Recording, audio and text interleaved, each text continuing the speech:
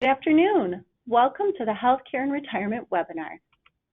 My name is Angie Schraben, and I'm a Benefit Education Specialist with MERS, and I'm going to be your presenter today. With me is Candace Skinner. She's also a Benefit Education Specialist. Hi, everyone. And Candace is going to be helping me answer any of your questions that we receive throughout the webinar, so please make sure that you're going to send those in to us as we go. Couple quick reminders before we begin today. Throughout the presentation, you can submit your questions by clicking on the question mark at the top of your screen. If you have personal questions related to your plan, please make sure you contact our service center at 1-800-767-6377, and they're available Monday through Friday, 8:30 to 5. As I'm not going to be able to answer any questions related to your personal account. And then at the conclusion of today's webinar, you're going to be directed to a quick 6-question survey. So if you would, please take a minute and fill that out for us, because we really do appreciate the feedback and we use it as we start planning for other webinars in the future. One other note in regards to your questions. If for some reason we're not able to answer your question today during the webinar, we will make sure we do a follow-up with you to get you that answer. Also, we do have a healthcare and retirement publication. This is a supplement of all the information in the webinar for you. So basically, it's kind of a note, all the notes, the important things we pulled out and put into a publication for you. Now, you can quickly access this by clicking on the link under Handouts, the Handout section of the control panel currently on your screen. We will also send this to you afterwards in a link after today's webinar. So let's get started. The things we're going to talk about in today's webinar. One, we're going to talk about some healthcare considerations in retirement. We'll talk through Medicare Basics. We're going to also talk about Mercer Marketplace. This is a private health exchange that's available to you as a MERS member. And we're going to also talk about strategies to save for healthcare costs. Let's start by talking about some of the healthcare considerations that you have in retirement. So some things to think about. Everyone is living longer. Did you know that by 2015, the average life expectancy is going to be between 89 and 93 years old for a woman? And for men, your average life expectancy is going to be mid-80s, so right around 83 to 86. So everybody is living longer. That longer life expectancy means that we need to plan more for retirement, especially our retiree healthcare, because we're going to be paying it a lot longer. Also, studies show that healthcare costs continue to rise and rank only second to food. In addition, the standard Medicare Part B premium, you have a monthly premium there, and it continues to rise annually as well. It's also important to note that Medicare coverage does not include long-term care, dental, vision, hearing aids. So there's going to be things that Medicare does not cover for you. And so we need to plan for that. So let's talk a little bit more about those out-of-pocket costs that you're going to expect. Of the money that you're going to spend for out-of-pocket when it comes to healthcare costs, about 45% of that is going to be for other medical expenses. That's going to be your co-payments, the co-insurance, any deductibles, doctor, hospitals, all of those things. You're also going to spend about 35% on Medicare Part B and Part D premiums. And then 20% is going to be on pharmacy, all of our prescription drugs. This could be generic drugs or maybe the branded ones or anything specialty. Now, one thing as well, how much do you think medical expenses are actually going to cost you in retirement? Well, as of 2017, the majority of couples needed $370,000 in savings by the age of 65 to make sure that they had enough to cover those healthcare expenses in retirement. So this sounds like a really large number, doesn't it? So let's take a minute and let's just break it down. Think about this for a minute. So at 65, if you needed $370,000, if you think you're going to live till at least age 90, that's 25 years. And based on life expectancies, we could be living till 90. It's really could happen. So you break that down over a 25-year period, that's only $15,000 a year, okay? So some years you might pay more, some years it might be less. Now let's just take a minute and think about your own retirement savings. Are you confident that you've saved enough? Well, we've asked other folks the same question, and we did a study of our MERS participants. 50% of them stated that they were not very confident that they'll have enough money for all of their retirement medical expenses. Many MERS members will be eligible to retire before age 60. So additional savings beyond that traditional retirement pension or your 401A plans is likely going to be needed to help pay for some of those expenses. Now we're about ready to move on to another section. I want to do a double check to see if we do have any questions that have come in right now. It doesn't look like we have any questions as of yet, Angie. Okay, thank you. So let's now talk about Medicare Basics. It's really important to note, I'm not a Medicare expert, but we realize Medicare and health insurance is going to be a really important part of your retirement plan. So we're just going to give you some overview of Medicare and note that we are by no means experts in the Medicare field. So what is Medicare? Medicare is that federal health insurance for those individuals who are at least age 65 and older. Now, some folks may actually qualify earlier for Medicare. That is if they actually have maybe a disability or some health condition that allowed them to enroll earlier. Otherwise, it's age 65 for everyone. There are three main parts of Medicare. We've got Part A, Part B, and D. Part A and B are your mandatory Medicare. Okay, you have to enroll in these. They're considered your original Medicare. Part D is optional.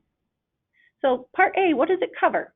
This is your inpatient care in hospitals, skilled nursing facilities, hospice, and home health care. Now with Part A, you do have a deductible. You have a $1,364 deductible for each benefit period under Part A. Part B, this covers your doctor's visits, hospital outpatient care, associated costs like your labs, x-rays, medical costs, durable medical equipment, and so forth. That's going to be Part B. Now, Part B also has a deductible every year as well. This is $185 per deductible year. After that deductible is met, you're typically going to pay 20% of the Medicare approved amount for those services. So again, Part B is not going to pay for everything, and you're going to still have at least 20% of out-of-pocket costs there. The third part is Part D. Now this covers your prescription drugs, and it's through a Medicare-approved private insurance company. These plans sometimes may be called PDPs, sorry about that, and they are not part of your original Medicare. So Part D is something you would add to original Medicare. Okay. So in addition to the deductibles we just talked about, you also have a premium cost. Part A, you generally do not have to pay a premium as long as you or your spouse have paid into Medicare and have paid those taxes while you were working. Part B, you are going to have a premium, and it's based on your income from 2 years ago. So what's going to happen is Medicare has access to your tax returns from 2 years ago because they are connected with Social Security. So for 2019, they're going to look at your income in 2017 that was reported on your taxes. And as long as for married couples filing jointly, if it was $170,000 or less, or if you were single filing single, it's going to be $85,000 or less. With that, as long as you're within those income brackets, you will pay $135.50 per person per month for Part B. And again, so if your income was higher than that, you could have a higher premium. Now, Part D, this premium is going to vary based on the insurance that you purchase. It's also very important, though, to note if you don't sign up for Part D when you're first eligible at age 65 and you delay it a couple years, that could impact the amount that you pay and you may have a penalty. So before you opt out of any prescription drugs at 65 when you're first enrolling, you're going to want to make sure you understand if there would be a penalty or the increase in cost for that option for you. Now, earlier we discussed not everything is paid for by Medicare. So some of the things that Medicare is not going to pay for is going to be skilled nursing home beyond 100 days, any dental and vision and cosmetic procedures, your deductibles, that co-insurance, and your co-payments. So what happens is because we know Medicare is not going to pay for everything, but you need A and B, the original. That means there's no cap on what your out-of-pocket costs could be. So most people look to supplemental options to kind of cap those out-of-pocket expenses. So you have a couple different options. You might choose a Medicare supplemental insurance policy, or you have the option of a Medicare Advantage plan, also known as Part C. So let's look at these two for a minute. A Medicare supplemental insurance, also known as a Medigap policy, is a private insurance that helps pay for some of the healthcare costs that are not covered by Medicare, like co-payments, your co-insurance, and that deductibles. You must still enroll in A and B before adding that Medicare supplement policy. Medicare Advantage is also offered by private insurance providers, but it's approved by Medicare, getting all of your coverage through that Advantage plan.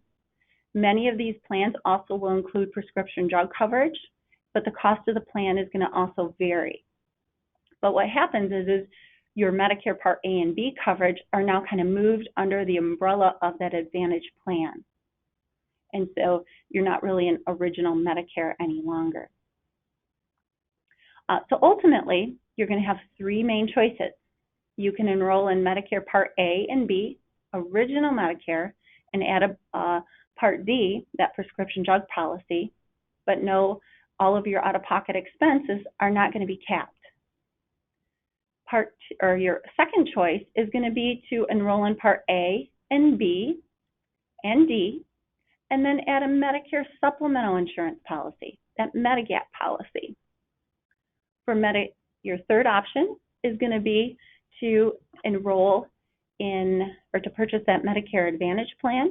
And so A and B are going to be under the Medicare Advantage plan, and generally all of your prescriptions would be as well too. And so with the Medicare Advantage plan, it's going to be more similar to that HMO, PPO, where you have a network of doctors that you're going to go to.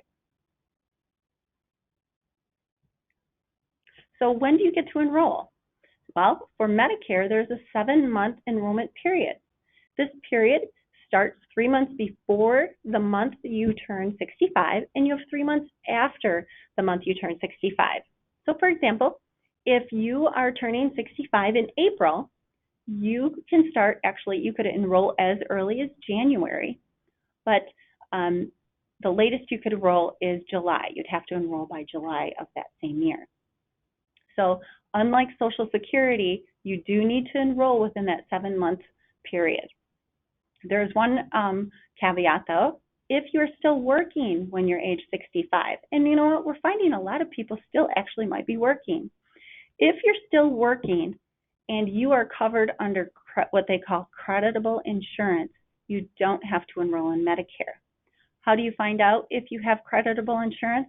Well, you're going to have to go to your employer. You are going to want to talk to that HR representative or your benefits coordinator to see if you have creditable insurance. Sometimes you might have to enroll in Part A, but you don't enroll in Part B, so there might be a coordination of benefits at 65, or it might be that you don't have to enroll in either of the parts. So what I would suggest, if you are in this situation, you'd want to definitely be working with your employer to see if you have that creditable insurance. Now, the Medicare.gov website has a lot of good a lot of good answers, and there's a lot of good resources. It will actually list some of those Medicare Advantage plans. There's frequently asked questions, and it also outlines some of those costs and the deductibles for you. And so this web address is also going to is also available in the handout for reference, and the link will be available sent to you. Now that we've talked about the Medicare Basics, I'm sure some of you are thinking, but what do I do if I'm before age 65? Because you know what? The average MERS retiree is actually 59 years old. So we know this is really an important piece of your retirement. Your retirement plan is what are you going to do for healthcare? So next, we're going to talk about some healthcare options for those of you who plan to retire before age 65 and need health coverage. We'll also talk about some options for supplemental coverage once you're Medicare eligible. So what we're talking about here is that private health exchange for retirees. So what is a private health exchange? Well, it's basically the marketplace. It's a private exchange of different insurance companies that provides different plans for pre-65 coverage. There's options for Medicare Advantage, Medicare supplements, prescription D plans, dental, and vision. So it's a place where you can go and shop for insurance after employment. Now, what MERS did is we partnered with Mercer Marketplace 365. And part of it is because we understand that trying to choose health insurance is a little overwhelming. Because how do you shop for health insurance? It can be very overwhelming. And we chose Mercer Marketplace because of their white glove service. They have trained benefit counselors that can actually help you choose the plan that best meets your needs. And what's nice is they are non-commissioned benefit counselors. Some of the advantages for you as a retiree is there's a wide variety of plans. And it's open to all MERS retirees. Your employer doesn't have to adopt this. So if you're interested and you're getting ready to retire and you want to just kind of start shopping around for health insurance, you can contact Mercer Marketplace and they're gonna help you through this.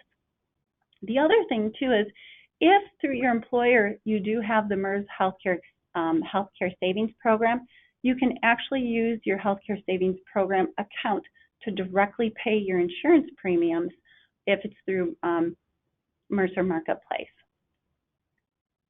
Now, as you're shopping and you're looking to enroll, the benefit counselors are going to guide each retiree and any eligible dependents through a step-by-step process. They're really going to hand-hold this for you.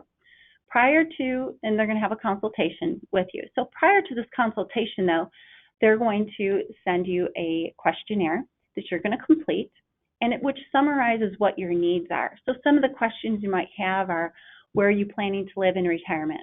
Will you be living in Michigan and also maybe in a warm state? Will you be traveling around? Those are going to be keys to understand what type of insurance that you need. Maybe you have preference of doctors and hospitals you like.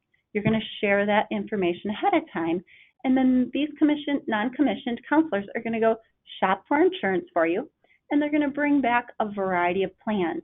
The plans will be rated at different levels from a platinum to a bronze, and then they're going to schedule a time with you to review all of these options for you. Okay, and so one thing just to remember is when you're getting ready to leave employment, you're going to want to avoid any gap of insurance. So make sure you're looking into this at least 60 days prior, because you really do need at least 60 days. You want to start looking at this before 60 days so that you avoid any gaps of insurance. The other thing too is really important is, you might be taking advantage of this before Medicare, or maybe you're Medicare eligible. The counselors are certified in Medicare. They can't enroll you in Medicare, but they can provide some insight and guidance as well too. Here you're going to find some of our common questions that we've been receiving about the private healthcare exchange. So one, can I keep my preferred doctors, hospitals, and pharmacies? Yes, you can. They're going to ask you for that. And so you're going to want to share that information to ensure any insurance providers that they come back with for you are going to keep those in mind for you. Number two, I have a pre-existing condition. Am I still eligible for insurance through the exchange? Yes, you are. Can individual insurance be comparable to cost, comparing it to group options? It can, because what's going to happen is you're going to have personalized insurance for you, and that's where you can see some of those cost savings. Can my spouse and I be on separate plans based on our needs? Yes. It's very common for a couple, maybe one is Medicare eligible and one is not Medicare eligible yet. So yes, you can be on different plans through Mercer Marketplace. Now you can, this is a link on our website for you to access Mercer Marketplace. So you can see the phone number that you can directly call the counselor, or you could actually go to the Marketplace website. And again, these links and this information is in that handout. So if you actually go to the Marketplace website, you're going to see something that's very similar to what's on the screen. And this is where you can actually do a little pre-shopping if you want to. But I would still encourage you, if you go online and look, I'd still encourage you to call those counselors, because you might find out and learn a little bit more information, and they are there to help you. And this link is also, again, in that handout. So now let's talk about some strategies of how we can save for those healthcare costs. As we discussed, even with Medicare and supplemental coverage, not all your healthcare costs will be covered in retirement. 20% of bankruptcy filings in 2017 for people 55 and older were largely due to unexpected healthcare costs. So let's talk about some of these strategies to help you start saving more at any stage of your life, so you don't become one of these statistics. So one way to address a projected shortfall is to have your investment gains try to make up for what you may not have made in contributions. During your working career, you may not have been able to contribute as much as you would have liked to, just because things are happening, right? One option, though, is to make up for lost time, is to consider investing a little bit more aggressively. This could result in higher gains, which means you need to contribute less, as seen to the left of this illustration. Now, to achieve that same balance as someone who invests more conservatively, you might need to actually put more contributions in. And this is what you see onto the left of the screen. One thing to note with this strategy is it does have some limitations, because your investment gains can only do part of the work. The amount you contribute really is still very important to make sure that you have enough for retirement. So if you have a 457 or an IRA, it's really important to remember during the calendar year in which you turn 50, you can start having make-up contributions. You can actually put a little bit more in versus what the limit is for that year. Now, the IRS changes this every year, so you would just want to be looking to see what those limits are. Another option for finding ways is to adjust your retirement expenses downward when you will need to save less for those expenses. Therefore, you can put more savings toward anticipated healthcare costs. One common way is to have your mortgage and other debt paid off before retirement. So to envision this, how this option can help, let's look at our first example here. So meet Joan, and this is a breakdown of where her current income goes each month. As we can see here in her budget, Joan can only set aside about 10% of her monthly income right now for healthcare costs, and that's highlighted in the blue. Now, she can only do this because if you look at her debt and housing, highlighted in yellow, because she's putting a lot of extra money there. So as you can see, if Joan can make some adjustments in her budget in order to pay off her mortgage and that debt a little earlier, she will have 20% more of her income to save for healthcare expenses in retirement. So you can see that by the highlights of her healthcare savings in blue on the screen. Another option, and we're actually seeing this as more of a common option, is to delay retirement. This strategy allows you time to contribute more towards your retirement savings. This also allows for your existing balance to continue to grow due to the investment returns and not take any withdrawals for over those years. So delaying retirement for those who are Social Security also increases the amount you'll receive each year you delay until age 70 when it no longer benefits you. So these are some of the options people are considering. It's, in summary, it might be looking at your investment portfolio to see how you're invested. Are you comfortable maybe in doing a little bit more of an aggressive portfolio to make up for time? Looking at your budget to make sure things are paid off. And then that last option is some folks are considering working a little bit longer, meaning that way so they can pay in a little bit more to that retirement savings. With that, I'll take any questions that you might have. Angie, we do have one question that came in.